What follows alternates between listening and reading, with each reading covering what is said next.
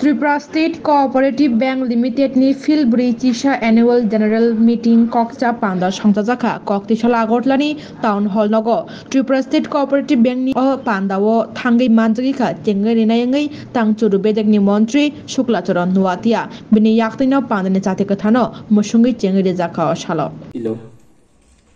আর আজকে দিনে দাঁড়িয়ে 23rd to 24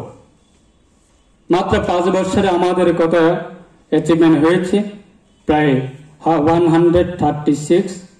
online other eligible connection এবং মোবাইল ব্যাংকিং কত ছিল মোবাইল ব্যাংকিং কোনো ফ্যাসিলিটি লঞ্চ করা ছিল না 2018-19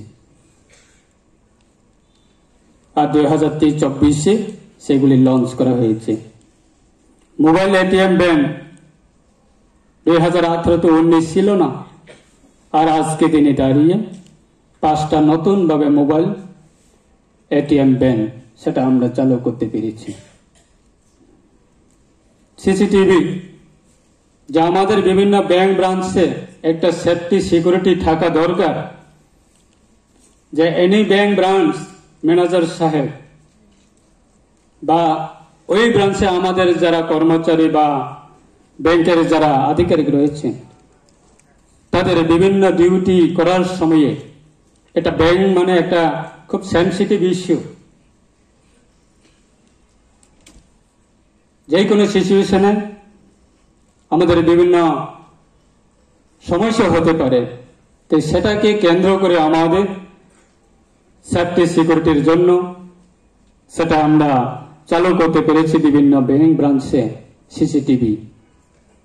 এবং আজকেও কমন সার্ভিস সেন্টার সিএসসি যে অনুমোদন দেওয়া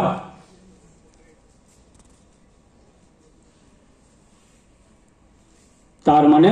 আমাদের দেশের প্রধানমন্ত্রীর নেতৃত্বে এবং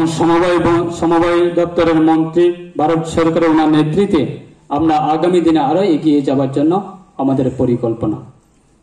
আজকে আমি অসংখ্য ধন্যবাদ জানাই এই যে বন্যার পরিস্থিতিতে যে ফ্লাড এফেক্ট সিচুয়েশনের মধ্যে আমাদের এই সমবায় ব্যাংকের মাধ্যমে আমরা রাজ্য সরকারের এবং রাজ্যের মাননীয় মুখ্যমন্ত্রীর